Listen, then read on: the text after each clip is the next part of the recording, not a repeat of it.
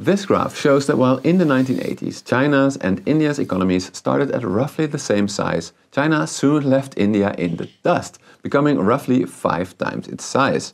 However, now with China's economy slowing down and Western companies seeking to move their factories elsewhere, could it be that it is now India's turn to replicate China's growth? Miracle? That is the question that has been keeping up both India and the world lately. However, to avoid cliché answers like it needs to reduce corruption, liberalize its economy even more, or increase education and infrastructure, in this video I've turned to 2 of India's most eminent economists, ex-Central Bank President Professor Raghuram Rajan and John Hopkins Professor Devesh Kapoor, and summarized their vast bodies of research into key insights about exactly 1. Why China's economy took off after the liberal reforms of the 80s and 90s, while India's did not.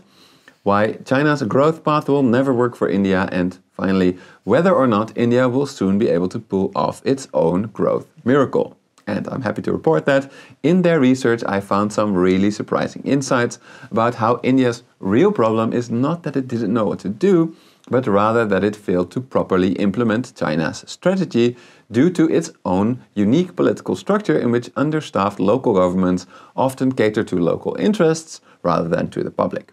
A structure that means that while there are other growth models for India to follow, the country could not and still can never grow like China.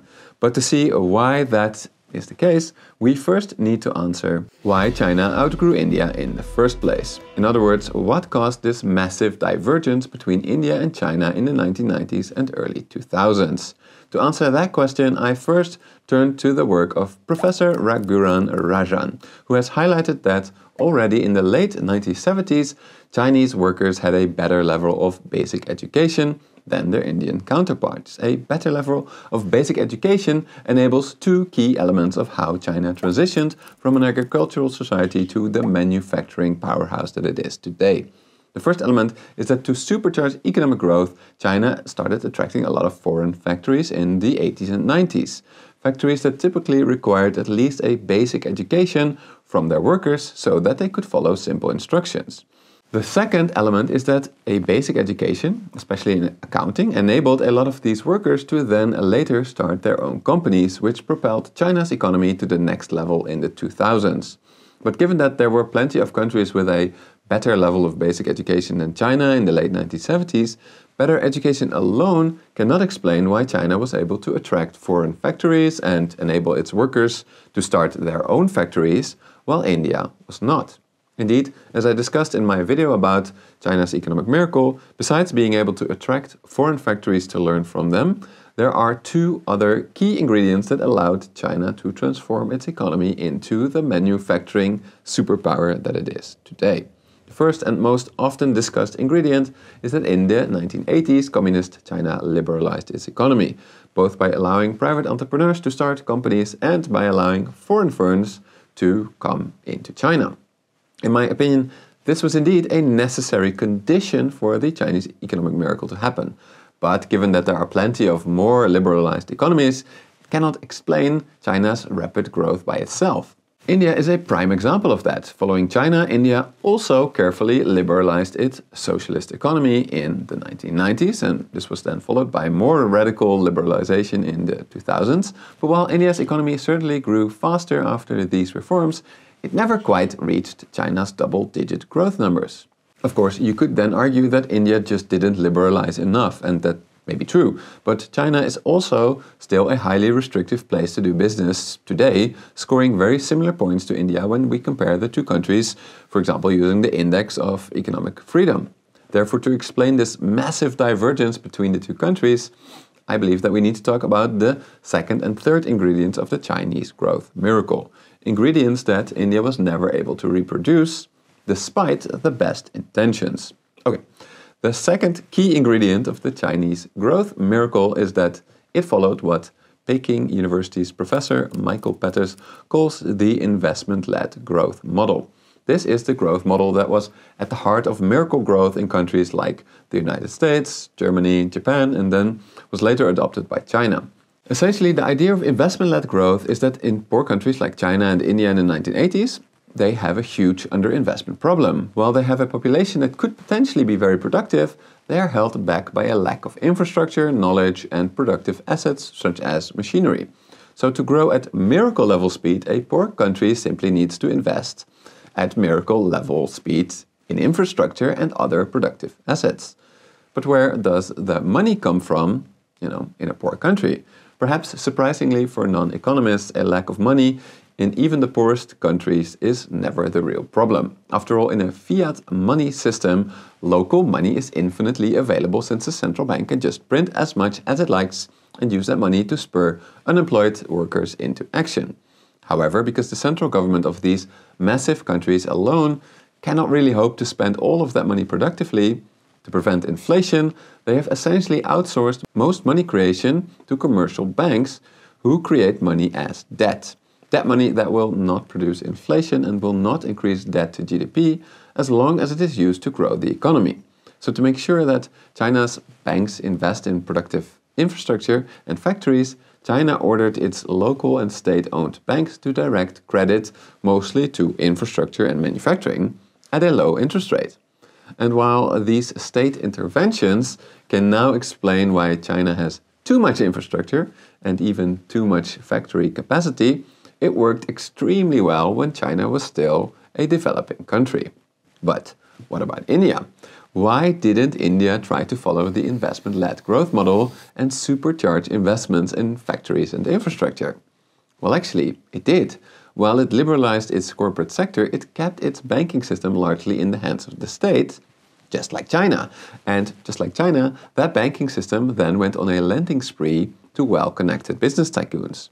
However, unlike China's successful entrepreneurs, India's well-connected tycoons did not spend the money productively, which meant that around 2013, while China's corporates increasingly conquered the world, India's corporates were failing and heavily indebted to a state banking system that was close to collapse.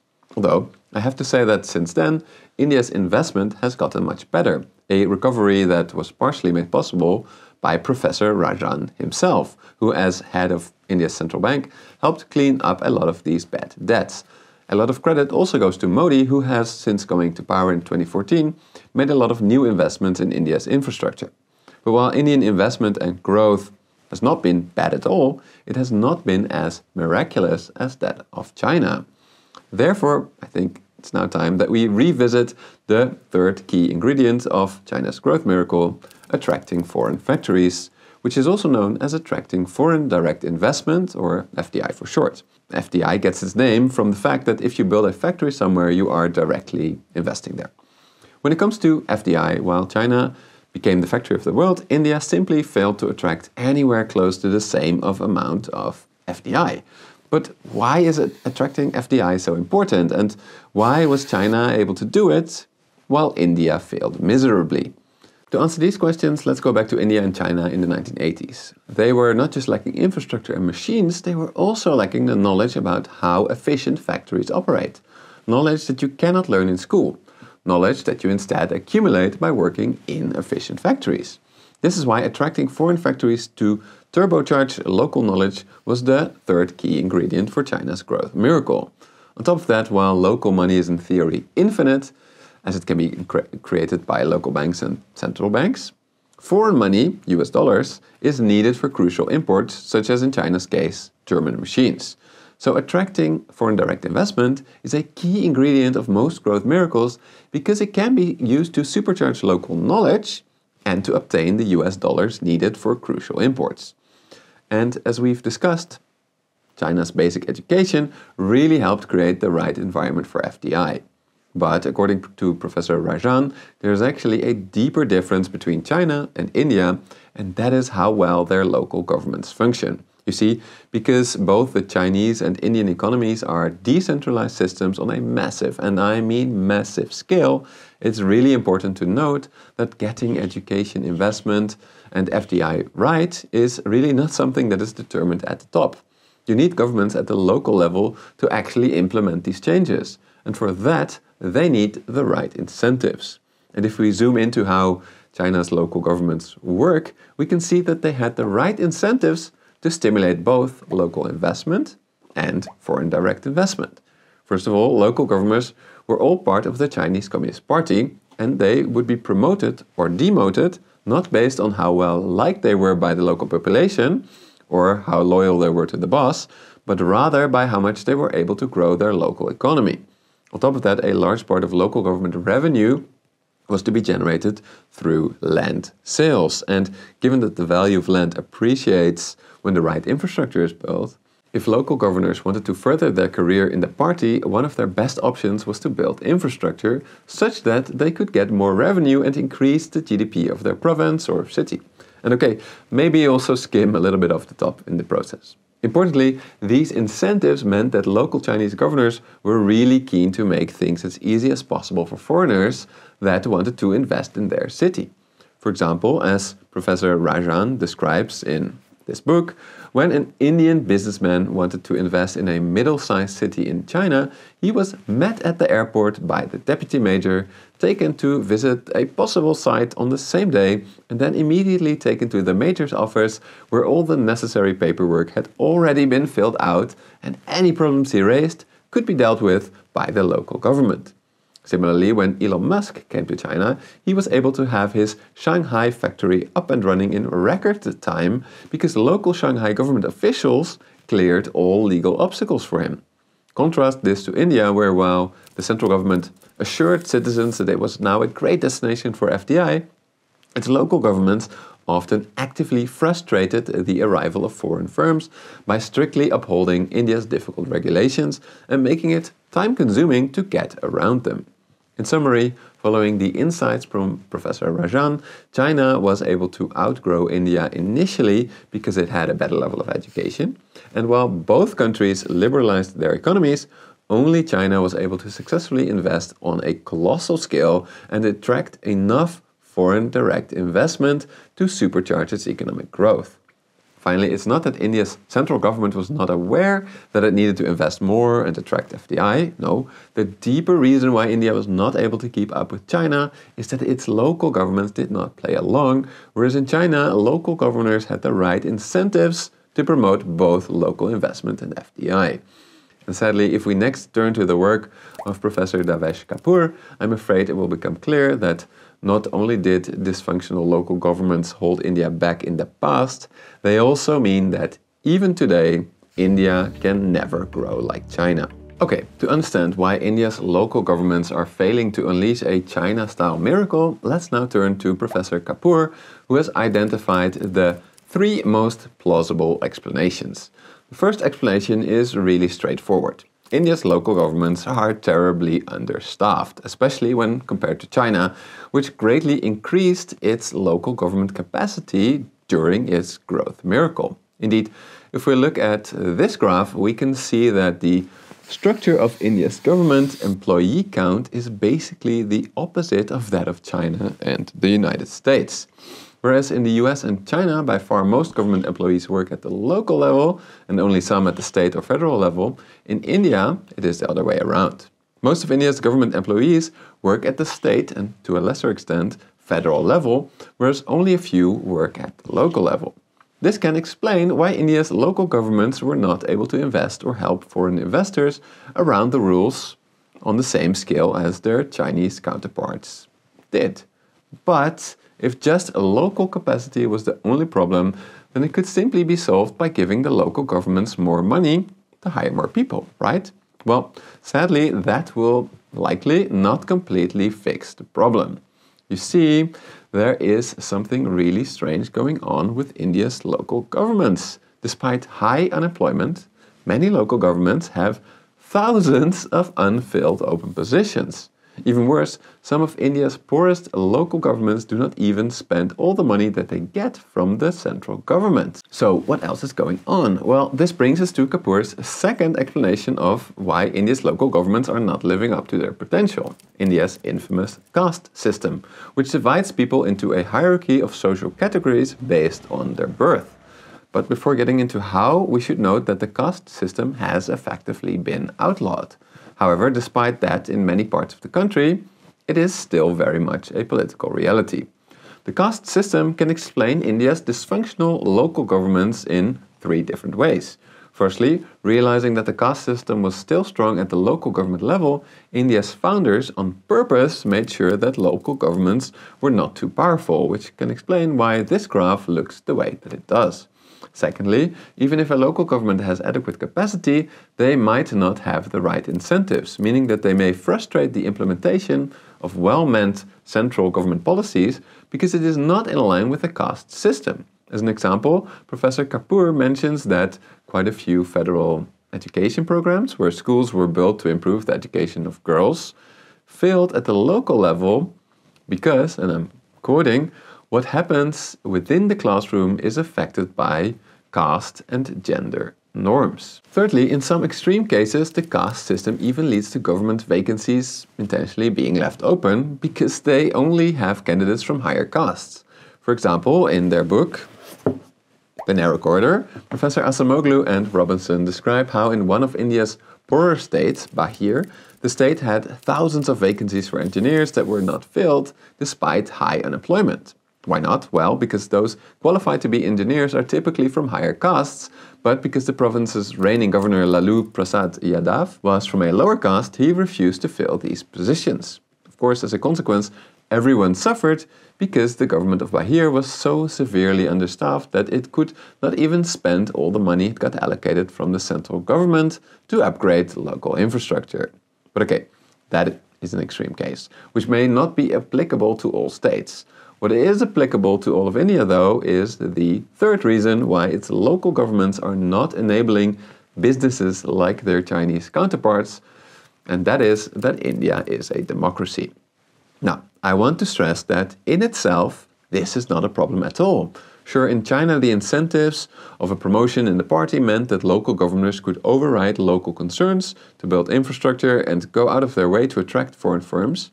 However, in well-functioning democracies, this does not need to be a problem, since there the democratic process itself could give local governors the incentive to invest in their cities and to attract foreign firms. After all, if you as a local governor grow your economy, then you're more likely to be re-elected as local governor again. Indeed, democracy has produced the vast majority of growth miracles, ranging from West Germany to Italy to Japan and to the United States.